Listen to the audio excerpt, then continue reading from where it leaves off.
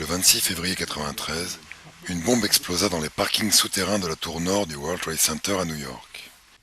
Elle fit 6 morts et des dizaines de blessés. L'explosion éventra plusieurs niveaux dans les souterrains de la tour, mais ne mit pas en péril l'intégrité structurelle de l'édifice. Le FBI remonta très rapidement aux coupables, un groupe d'islamistes mené par un certain Ramzi Youssef. Plusieurs d'entre eux furent condamnés par la suite à la prison à vie. Depuis ce jour, le sentiment de sécurité des Américains, qui s'étaient toujours sentis à l'abri sur leur territoire, fut mis à mal pour toujours. Voici comment débutait un documentaire de la série The FBI Files, consacré précisément à l'attentat de 1993 contre le World Trade Center. I'm Jim Kallstrom, former director of the FBI's New York office. Terrorist bombings are what happen in other countries, not here in the United States. And yet, in 1993, it happened in New York City. The World Trade Center bombing rattled our notion of domestic security. It shook the foundation of our belief that we're not vulnerable to terrorism. The cracks it caused in our self-confidence can never be repaired. If it happened once, could it happen again? It was the question in everyone's mind. Dommage que ce soit précisément le FBI qui ait sponsorisé l'attentat de 1993 au World Trade Center. Le procès mit en effet en évidence le fait que c'est le FBI qui avait fourni aux terroristes le matériel pour confectionner la bombe, au travers d'un de ses infiltrés, l'ex-militaire égyptien Emad Salem, spécialisé dans la fabrication de bombes. There is some evidence that the FBI may have known of the plot in advance through an informant and might even have stopped the bombing that killed 6 people. Correspondent Jacqueline Adams has the story. FBI agents might have been able to prevent last February's deadly explosion at New York's World Trade Center. They discussed secretly substituting harmless powder for the explosives, but they didn't, according to the FBI's own informant, Emad Salem. Unbeknownst to the FBI at the time, Salem recorded many of his conversations with his handlers. In one, Salem complains to an FBI agent, "Since the bomb went off, I feel terrible. I feel bad. I feel here is people who don't listen." The agent replies, "Hey, I mean, it wasn't like you didn't try and I didn't try. You can't force people to do the right thing." Voici un autre extrait des enregistrements où l'on voit Salem confirmer que la bombe a été fabriquée sous la supervision du FBI. We was start already building the bomb, which is went off in the World Trade Center. It was built by supervision from the bureau and the DA, and we was all informed about it, and we know that the bomb start to be built. By who? By your confidential informant.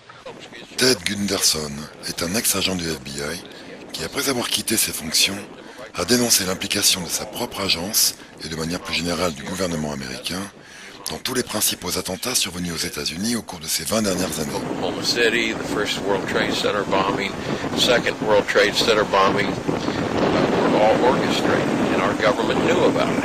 And in some cases, like the first World Trade Center, they furnished the explosives and the training for these guys.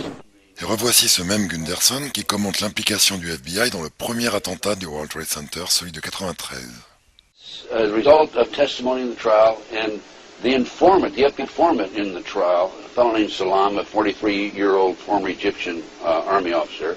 Emad Salam. Right, he was the informant for the FBI. And he recorded his conversations secretly with this. So when it came time for trial, he said, "Hey, wait a minute, here's what really happened." Now, he told the FBI in advance that they were going to bomb it. He was assigned, given the assignment to put the bomb together. And he went to his supervisor, his FBI supervisor, and said, "We're going to put a dummy bomb in here, right?" And the FBI supervisor said, "No, we're going to put a real bomb." Le juge Andrew Napolitano a réalisé pendant plusieurs années les analyses politiques pour la chaîne Fox News. Dans cette émission, où il parle de 17 affaires d'attentats apparemment déjouées par le FBI, il explique que ce même FBI infiltre et parvient à convaincre les différents groupes d'aspirants terroristes à préparer ces attentats, exactement comme ils l'ont fait dans le cas du World Trade Center. But the more curious cases are the remaining 17 for which the federal government has taken credit. They all have a common and reprehensible thread. They were planned, plotted, controlled, and carried out by the federal government itself. In all of these 17 cases, from the Fort Dix 6 to the Lackawanna 7 to the Portland Parade bomber, the feds found young men of Muslim backgrounds, loners who were bitter at America. They befriended them, cajoled them, and persuaded them that they could change the world by killing Americans. In all these cases, agents worked undercover and portrayed themselves to the targets as Arabs of like un-American mind. In some cases, the federal agents used third parties to act as middlemen. The third parties were typically persons who had been convicted of crimes and who, in return for leniency at their own sentencings, were willing to work with the same feds who prosecuted them in order to help the feds entrap whomever else those feds were pursuing.